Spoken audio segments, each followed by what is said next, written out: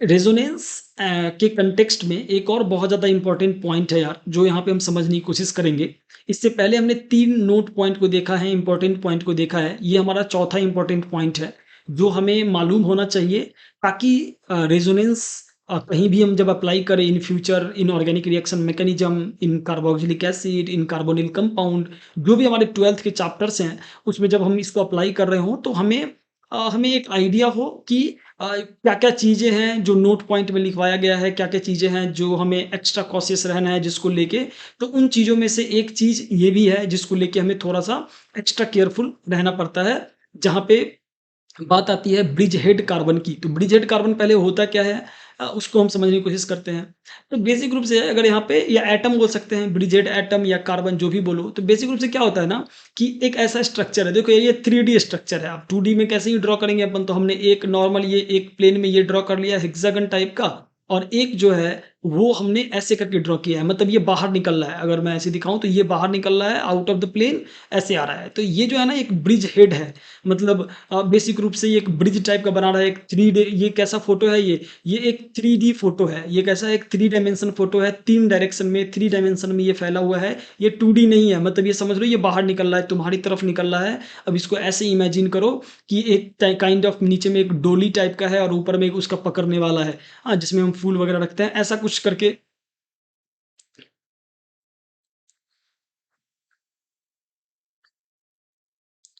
ऐसा हम कुछ करके इमेजिन कर सकते हैं कि यहाँ पे जो है एक फ्लैट स्ट्रक्चर है जो कि इस प्लेन में रह रहा है, और बाकी ये जो चीज़ है वो बाहर निकल रहा है। तो ब्रिज हेड सिमिलरली यहाँ पे भी देख सकते हो, ये जो स्ट्रक्चर है वो फ्लैट है, वो इस प्लेन में है, और ये जो मैं दिखा रहा हूँ यहाँ पे वो कहीं ना कहीं आउटसाइड प्लेन निकल रहा है। तो ये लोग ब्रिज हेड इसको हम बोलते हैं, बेसिक रूप से 3D स्ट्रक्चर। और इसमें 3D स्ट्रक्चर में जो ये होते हैं ना, ये जो दो लोग हैं, इसको हम बोलते हैं bridge head atoms. Bridge head atoms मतलब जो ब्रिज बना है हमारा, उसका हेड जो है वो ये है, मतलब यहाँ से शुरू हुआ है ब्रिज, चाहे हम बोले यहाँ से शुरू हो गया है ये ब्रिज। तो ब्रिज हेड जो होता है, ब्रिज ब्रिज हेड कहने का क्या मतलब है कि देखो यहाँ से यहाँ तक जाने के लिए एक रास्ता है कि हम ऐसे करके जा सकते हैं, राइट। एक रास्ता है कि हम ऐसे करके जा सकते हैं, और एक रास्ता है कि ऐसे करके हम सीधे चले गए, राइट। तो इसीलिए हम इसको नाम दे देते हैं ब्रिज हेड। इसका नेमिंग कन्वेंशन एंड ऑल हम IUPAC नेमिंग कन्वेंशन में देखते हैं कि जितना ब्रिज में एटम होता है उसको हम कंसीडर करके इसका नेमिंग कन्वेंशन कर रहे होते हैं। वो एक सेपरेट टॉपिक है। यहाँ पे हम फोकस कर रहे हैं कि एक 3D स्ट्रक्चर है, और जो जो पहला एटम होता है ब्रिज की, जहाँ से शुरुआत होती है। ब्रिज क्यों बोला गया, अगेन मैंने बताया कि ये बहुत लॉन्ग रास्ता है, ऐसे तय करने की जरूरत नहीं है, तुम यहाँ पे चढ़ो और सीधे उतर जाओ। तो ये ब्रिज टाइप का हो गया, इसलिए हम ब्रिज बोल देते हैं इसे। और ये जो चीज़ है, ये जो एटम्स है, इसको हम बोल देते हैं ब्रिज हेड का, मतलब ब्रिज का हेड, और इसको हम बोलते हैं ब्रिज हेड एटम्स। नाउ अगर हम इस ब्रिज हेड एटम को देखें, तो यहाँ पे बेसिक रूप से कार्बन है, और कार्बन जो है वो 1 2 3, बेसिक रूप से कार्बन का होता कितना है, वैलेंसी 4 होता है, राइट। हम जानते हैं कार्बन का वैलेंसी कितना होता है, 4। तो carbon can make maximum of 4 bonds, right, maximum of 4 bonds. तो यहाँ पे हम देखिए 4 बॉन्ड था ऑलरेडी, एक हाइड्रोजन बनाएगा ही तभी तो यहाँ पे ये कार्बन एग्जिस्ट करेगा। तो एक हाइड्रोजन भी यहाँ पे बैठा हुआ है, as simple as that. Again जहाँ जहाँ भी 4 बॉन्ड्स की जरूरत है, वहाँ वहाँ हम हाइड्रोजन को ऐसे लगा सकते हैं, सो ऑन सब जगह पे। तो अगेन ये बेसिक बेसिक केमिस्ट्री है, जहाँ पे हम कार्बन को स्केलेटन फॉर्मेट में ऐसे रिप्रेजेंट कर रहे होते हैं किसी भी कंपाउंड को। तो ये एक स्केलेटन फॉर्मेट ऐसे करके हमने बना दिया है। नाउ यहाँ पे हमें जो मेरा इंटेंशन है वो ये वाला नोट को बताना। तो हम डेविएट होके बेसिक ऑफ ऑर्गेनिक केमिस्ट्री और इन सब चीज़ पे नहीं जाएंगे, हम यहाँ फोकस करते हैं। फिर से वापस आते हैं यहाँ पे, देखो यार ये जो कार्बन है, जो ब्रिज हेड कार्बन है, जो ब्रिज हेड एटम है, उसका हाइब्रिडाइजेशन क्या है। तो इसका जो हाइब्रिडाइजेशन है वो बेसिक रूप से अगर काउंट करोगे 1 2 3 4, अगर 4 होता है स्टेरिक नंबर 4 होता है, तो हाइब्रिडाइजेशन क्या हो जाता है, एक एस का यूज करो और पी का 3 यूज कर लो, 3 और 1 4, तो 4 कंसिडर हो गया। तो इसका हाइब्रिडाइजेशन जो हो जाएगा वो हो जाएगा sp3। और sp3 हाइब्रिडाइजेशन करस्पॉन्डिंग अगर तुम जानते हो तो ये टेट्राहेड्रल बनाता है। ये क्या बनाता है, टेट्राहेड्रल स्ट्रक्चर बनाता है। मतलब क्या है कि सारे लोग जो है ना वो 109 डिग्री पे एक दूसरे से सेपरेटेड होंगे, जो भी लोग हैं यहाँ पे।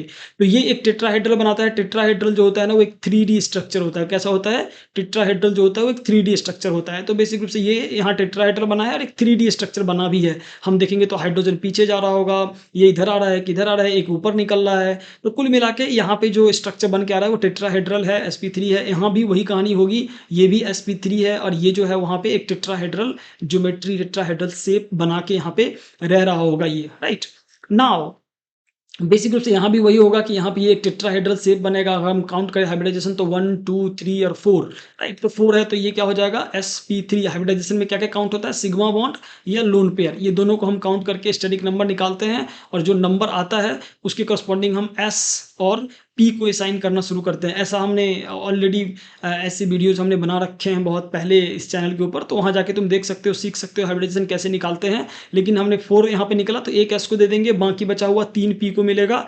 मैक्सिमम पी के पास 3 हो सकता है। अगर ये 5 होता तो पी 3 ले लेगा और फिर डी ले लेगा फ्रॉम देयर, लाइक सपोज ये 5 आ गया। Let us suppose I am just helping you to understand hybridisation कैसे मैंने कर लिया यहाँ पे। तो ये हो जाएगा एस और ये पी 3 आ गया और डी जो है वो आ जाएगा, क्योंकि 3 पी जो है वो मैक्सिमम 3 हो सकता है, इसीलिए हमने पी का 3 यूज कर लिया है। तो टोटल काउंट करो 1, 3, 4 और एक 4, 4 और एक 5, तो टोटल 5 हो गया, सिंपल। तो यहाँ भी जो हाइब्रिडाइजेशन है, क्योंकि sp3 है, sp3 अगर हाइब्रिडाइजेशन है तो यहाँ भी एक टेट्राहेड्रल ज्योमेट्री होगा। तो ये बाहर आ रहा होगा, ये इधर आ रहा है, ये इधर आ रहा है और ये जो है वो नीचे जा रहा होगा। तो ओवरऑल यहाँ पे भी जो स्ट्रक्चर है वो टेट्राहेड्रल है। नाउ अब इस पूरे जो कहानी है उसका सार क्या है वो हम यहाँ पे पढ़ते हैं। बोल क्या रहा है ये कि ब्रिज हेड एटम जो है, जो ब्रिज हेड एटम या कार्बन जो है, ऑलवेज हैज sp3 हाइब्रिडाइजेशन, जो कि अभी हमने बता ही दिया। क्यों होगा ऑलवेज? ऑलवेज वर्ड क्यों यूज किया है? अगर वो नहीं होगा तो 3D स्ट्रक्चर कैसे बनेगा? 3D स्ट्रक्चर के लिए हमें चाहिए ना कि एक ऐसा हाइब्रिडाइजेशन हो। मान लो कि मैं बोलता हूँ कि नहीं नहीं ये sp2 हाइब्रिडाइजेशन है। sp2 का जो स्ट्रक्चर होता है वो लीनियर होता है, ऐसा सेम प्लेनर होता है। ये जो हो जाता है ट्राइगोनल प्लेनर, ये क्या होता है sp2 का ट्राइगोनल प्लेनर। और ट्राइगोनल प्लेनर जो होता है वो कुछ इस तरीके का स्ट्रक्चर होता है, राइट? तो ये नहीं हो सकता है किसका, जो हमारा ब्रिजेड है, क्योंकि ब्रिजेड जो है वो एक 3D स्ट्रक्चर है, तो इसका ऑलवेज जो है ना वो sp3 होएगा। sp2 is not possible because ये एक सेम प्लेन में रहेगा। और अगर चीजें सेम प्लेन में रही, सारी एटम सेम प्लेन में रही, तो ये जो स्ट्रक्चर है 3D स्ट्रक्चर कैसे बनेगा? ये तो 2D स्ट्रक्चर हो गया ना यार। समझ में आ रही है बात क्या बोल रहा हूँ? अगर ये sp2 हो जाएगा तो ये 2D स्ट्रक्चर हो जाएगा। दैट इज वाई ये लाइन दिया गया यहाँ पे कि ब्रिजेड जो है वो हमेशा sp3 में हो रहा होता है। उसके बाद बोला it can not form multiple bonds and can not acquire positive charge. क्या रीजन है? देखो यार, अगर हम देखें, अगर रेजोनेंस का थोड़ा-सा तुम्हें आइडिया है, तो तुम समझ रहे होगे कि यार ये जो है ना, वो ये वाला बंदा बीच में एक गैप और एक डबल बॉन्ड। अभी तक हमने बहुत बार ये बता दिया कि रेजोनेंस के लिए कंडीशंस क्या-क्या होता है। एक लोन पेयर होना चाहिए, बीच में एक गैप और एक डबल बॉन्ड। एक डबल बॉन्ड होना चाहिए, बीच में एक गैप, एक डबल बॉन्ड। एक एक फ्री रेडिकल होना चाहिए, बीच में एक गैप और एक डबल बॉन्ड।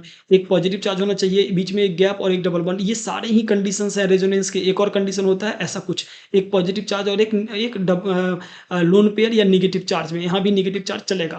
तो नेगेटिव चार्ज हो या लोन पेयर हो और बीच में एक गैप हो, जो कि यहाँ पे नेगेटिव चार्ज या लोन पेयर है और बीच में एक गैप है और एक डबल बॉन्ड है, तो ये दोनों आपस में रेजोनेंस में आइडियली इस रूल के हिसाब से ये बोल रहा है कि ये रेजोनेंस में है, राइट? ये रूल क्या बोल रहा है कि ये रेजोनेंस में है। ये रूल्स मैंने कहाँ पे बताया है?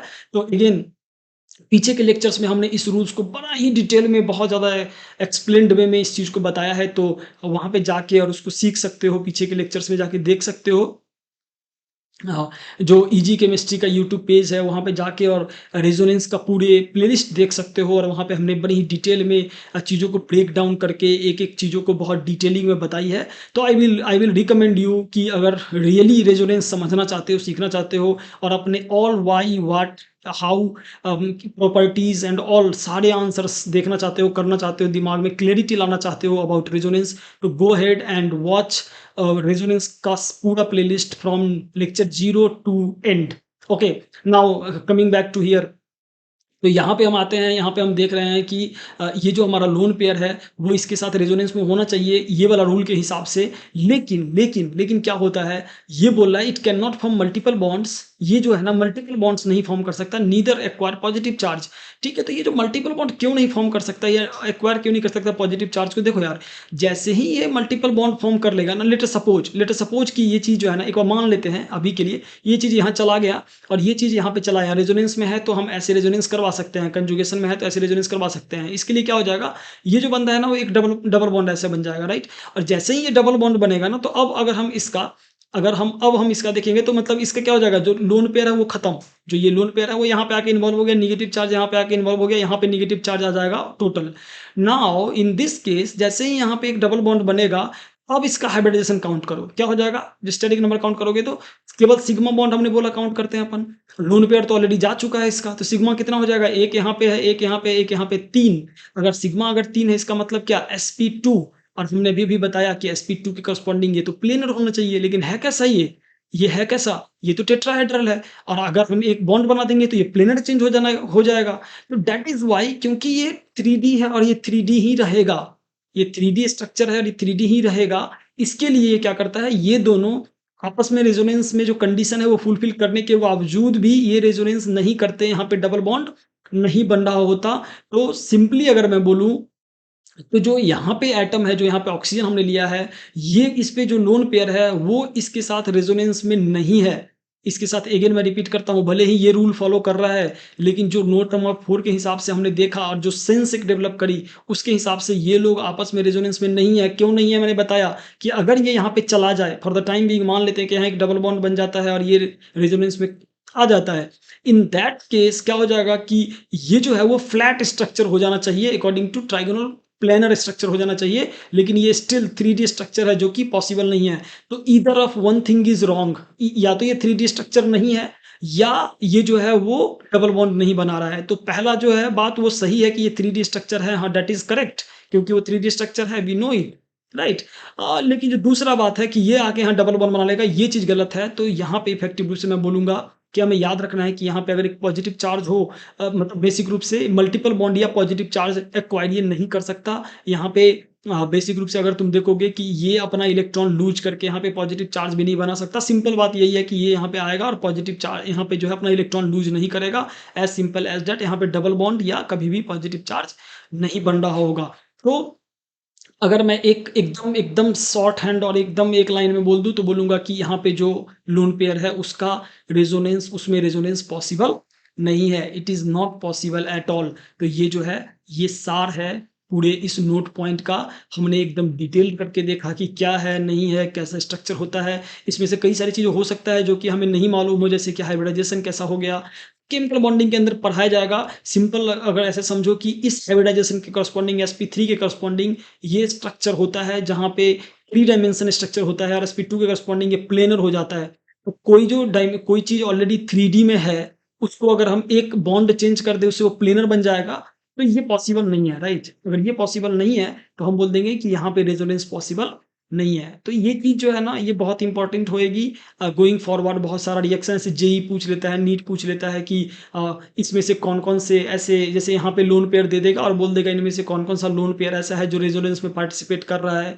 कोई भी क्वेश्चन, बहुत सारे ऐसे क्वेश्चंस आएँगे यार, जब हम देखेंगे going forward, organic reaction mechanism देखेंगे, और जो भी हमारा चैप्टर स्पेसिफिक रिएक्शंस होएगा, वो सब देखेंगे, और वहाँ पे हम देखेंगे कि यार कहीं न कहीं ये जो कंसेप्ट्स अभी हम सीख रहे हैं through note points and through basic of organic, I mean general of organic chemistry and all, वो सब कई बहुत ज़्यादा हेल्पफुल होने वाला है in going forward in future. तो आई विल रिकमेंड कि go ahead and go to easy chemistry के पेज पे जाओ, और जो हमारे यूट्यूब का पेज है उस पे जाओ, और वहाँ पे जाके इंडक्टिव इफेक्ट का अलग से मैंने सेपरेट प्लेलिस्ट बनाया है, रेजोनेंस का अलग से है, जनरल ऑफ ऑर्गेनिक केमिस्ट्री का इंक्लूड करके हमने सारा चीज़ रख के रखा है। तो उसको एक एंड टू एंड देखो और उसका नोट्स बनाओ, और नोट्स बना के हम अगर सब कुछ को अच्छे से करोगे, तो आई इंश्योर दैट जो भी हमने जिस लेवल की हम यहाँ पे मैं बता रहा हूँ, ये एडवांस लेवल का है। और इतना अगर कर लेते हो, जेई एडवांस की मैं बात कर रहा हूँ, इतना अगर कर लेते हो, जो भी मैं क्वेश्चंस करवा रहा हूँ उन सारे क्वेश्चंस को अच्छे से कर लेते हो, प्रीवियस ईयर करते हो, तो कहीं ना कहीं मतलब ये चीज़ जो है वो मल्टीफोल्ड ऐड कर देगा तुम्हारे जो तुम्हारा स्टडी है, तो जो तुम्हारा वे ऑफ जो भी तुम पढ़ रहे हो। हाँ, हमने एक ऑर्गेनाइज्ड वे में चीज़ों को यहाँ पे रखने की कोशिश करी है, तो वो हेल्प करेगा बेसिक रूप से अगर तुम एंड टू एंड करते हो। तो ठीक है यार, अगर ये लेक्चर्स आपको पसंद आ रहा है तो इसे लाइक करो, चैनल को सब्सक्राइब कर लो, और सबसे इंपॉर्टेंट चीज़ अपने दोस्तों के साथ शेयर करो, ताकि उन्हें भी कुछ सीखने को मिले, राइट? ठीक है यार, तो चैनल इस वीडियो को देखने के लिए थैंक यू। फिर मिलेंगे अगले वीडियो में।